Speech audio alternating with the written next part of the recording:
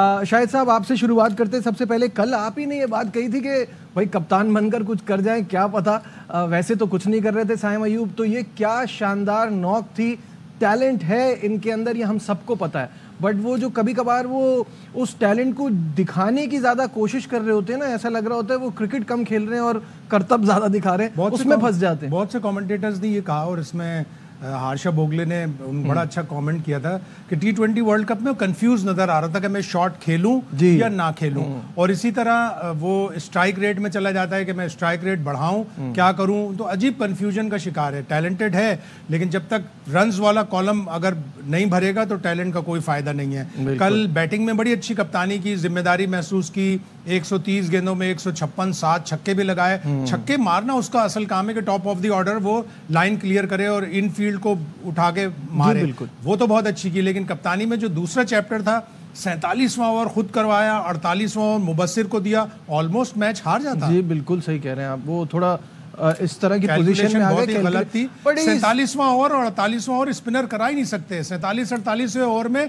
एक में 14 और एक में 24 रन बन गए, 38 रन तो ऑलमोस्ट करीब पहुंच गए थे। इन्हीं की टीम के जो दूसरे कप्तान थे, एक्चुअल कप्तान, उन्होंने 47 ओवर में कराया था ना ओवर उसामा से, फिर 49 ओवर में भी कराया था शादाब ने। वो भी गलती थी, लेकिन दो गलत एक सही नहीं बनाते, जैसे अंग्रेज कहते हैं, तो इस तरह गलती की थी। अगर मैच हार जाते तो उनको मुश्किल हो जाती थी। बिल्कुल सही है। अब्दुल रऊफ ने इस ट्रांसमिशन में हमें पहली बार ज्वाइन किया है, तो Rauf welcome to the transmission. और सबसे पहला सवाल यही है कि चैंपियंस वनडे कप को कैसा देख रहे हैं? क्या इसका जो मकसद है डिस्कवरिंग चैंपियंस, उसमें ये पूरा उतर रहा है?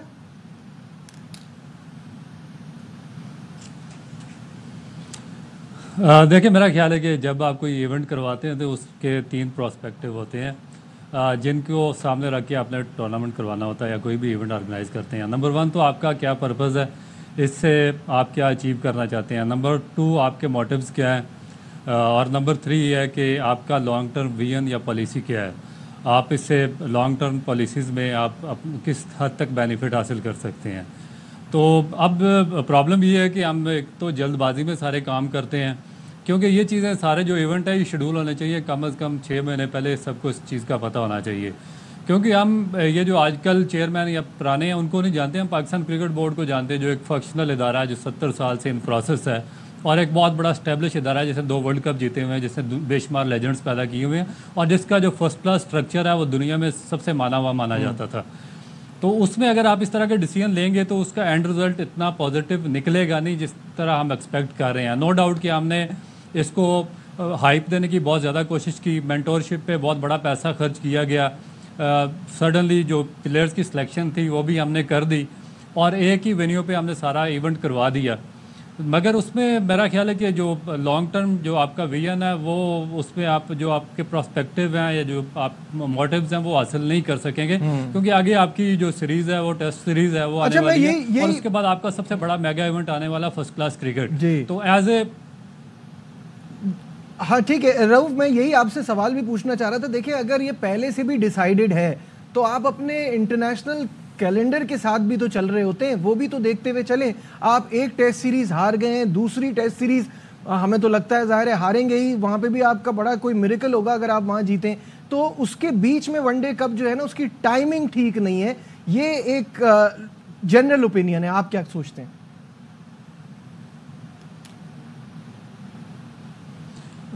बिल्कुल। और एक और चीज़ एज ए प्लेयर मैं आपको बताता हूँ कि जो बड़े कम लोगों को पता है कि एज ए जब आप खेल रहे होते थे आपकी एक साइकी डेवलप होती है प्लेयर की, क्योंकि जब हम खेलते थे हमारी भी यही साइकी होती थी कि जो आपका फर्स्ट क्लास इवेंट होता है उसमें जितने भी आपके टॉप क्लास प्लेयर्स होते हैं उनकी कोशिश होती है कि वो उसमें परफॉर्म करें, और फर्स्ट क्लास या जो आपका पैटर्न ट्रॉफी है उस पर ज़्यादा से ज़्यादा विकेटें लेकर वो पाकिस्तान टीम को रिप्रेजेंट करें और उसका हिस्सा बने, और अपने फिटनेस और जो अपनी टेक्निक है उसको शो करें। मगर जब आप इस तरह का इवेंट एक बहुत पहले करवा देंगे और उसमें मेंटोरशिप भी लगा देंगे, उसमें अपना सारी आप एनर्जीज भी लगा देंगे, उसमें आपके फॉरेन कोचेस भी आकर बैठ जाएंगे, और उसमें से ही आप एक एंड चूज़ करेंगे चैंपियन ट्रॉफी के लिए, और उसके बाद आप जब अपना फर्स्ट क्लास जो सबसे बड़ा आपका मेगा इवेंट है اس کو آپ آرگنائز کریں گے تو اس میں جو پلیئرز کا انٹرسٹ ہے وہ بالکل اس کا لیول زیرو رہ جائے گا، اس پہ کمپٹیشن آپ کا بالکل ختم ہو کے رہ جائے گا. اس میں پلیئرز بددلی سے شرکت کریں گے کیونکہ ان کو پتہ ہے کہ جو پلیئرز سلیکٹ ہونے تھے وہ آلریڈی ہو چکے ہیں. کوئی انگلینڈ کے خلاف سیریز میں سلیکٹ ہو چکا ہے، کوئی آگے چیمپئن ٹرافی کے لیے سلیکٹ ہو چکا ہے. تو وہ پھر اس طرح آپ کا جو سارے کا سارا سسٹم ہے وہ زمین بوس ہو جاتا ہے. پھر آپ کی پروڈکشن آتی نہیں ہے، ڈیولپمنٹ پلان آپ کا بالکل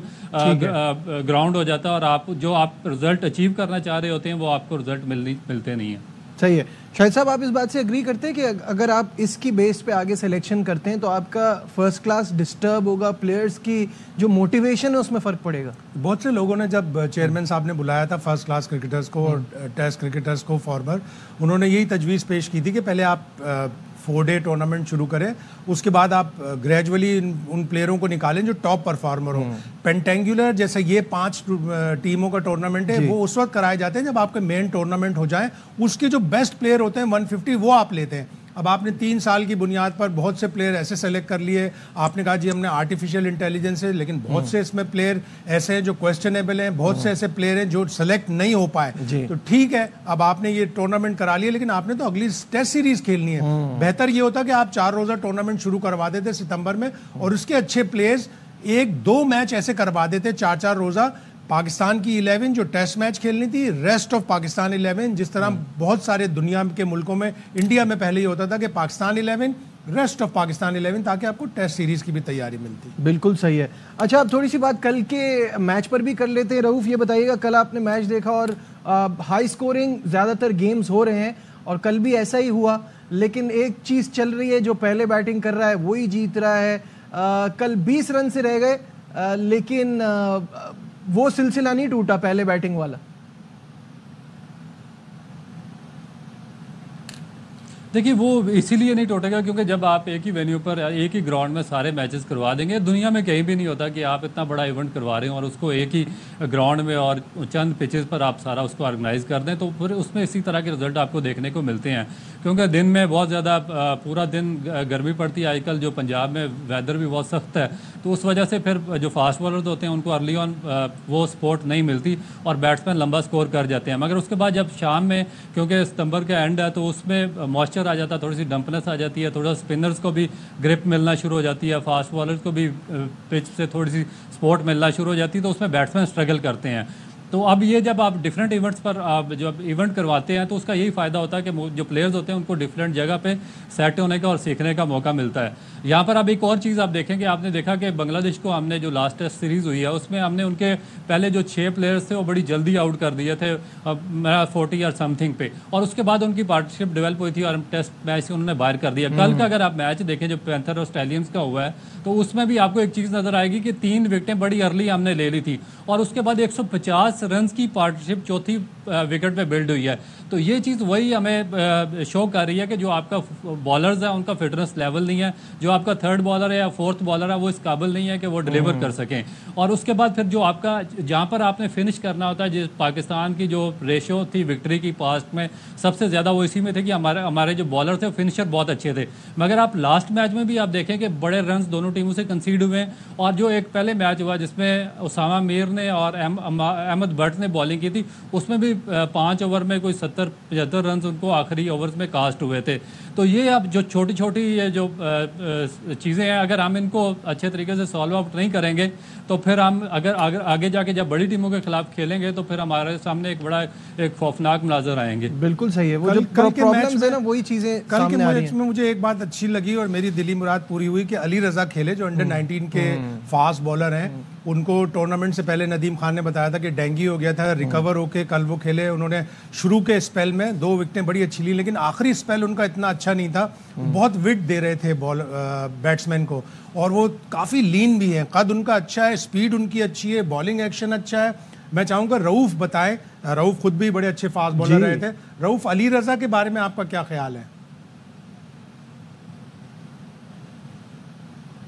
جی شاہد بھائی، میرا خیال ہے کہ بہت ہی آؤٹ اسٹینڈنگ ٹیلنٹ ہے اور بڑے عرصے کے بعد ایک بڑا خوبصورت بالر پاکستان کو ملا جو بالکل لائٹ فوٹڈ ہے. اس کا جو رن اپ ہے بہت زیادہ ریدمیٹک رن اپ ہے، اس کو ایفرٹ لیس رن اپ ہے، اس کو ایفرٹ نہیں کرنی پڑتی، اور جو اس کا ایکشن ہے وہ بہت ہی سمپل اور سادہ ہے. تو اس میں میرا خیال ہے کہ he has got all the ingredients to become a greatest fast bowler اگر اس کو پراپرلی طریقے سے ہینڈل کیا گیا اور اس کی دیکھ بھال کی گئی. کیونکہ آپ دیکھیں کہ شاہین آفریدی، خرم شہزاد، محمد علی اور اس کے بعد موسیٰ خان اور ان کے کیسز میں بھی یہی ہوا ہے. شروع میں یہ آئے ہیں بڑے اچھے فاسٹ بالر تھے، مگر with the passage of the time 3-4 سال جب پاکستان کے ساتھ کھیلے ہیں تو ان کے بایو میکینکس کمپلیٹلی شیٹر ہو گئے اور ان کی جو پیس ہے وہ بھی کٹ ڈاؤن چلی گئی. ان کے ایکشن چینج کروانے کی کوشش کی گئی، ان پہ ایکسٹرا ورک لوڈ ڈالنے کی کوشش کی گئی، ان کی باڈیز جو ویک مسلس تھے ان کو زیادہ سے زیادہ یوٹیلائز کیا گیا، اس پہ کام نہیں کیا گیا. تو اب وہ سارے کے سارے میرا خیال ہے کہ اسٹرگل کر رہے ہیں. تو آئی ہوپ کہ یہ پاکستان کا ایک آگے جا کر علی رضا بڑا اثاثہ بننے والے ہیں، تو ان کو پراپر طریقے سے اچھے لوگ ان کو ڈیل کریں گے. بہت لین نہیں ہے، بہت دبلا پتلا نہیں ہے.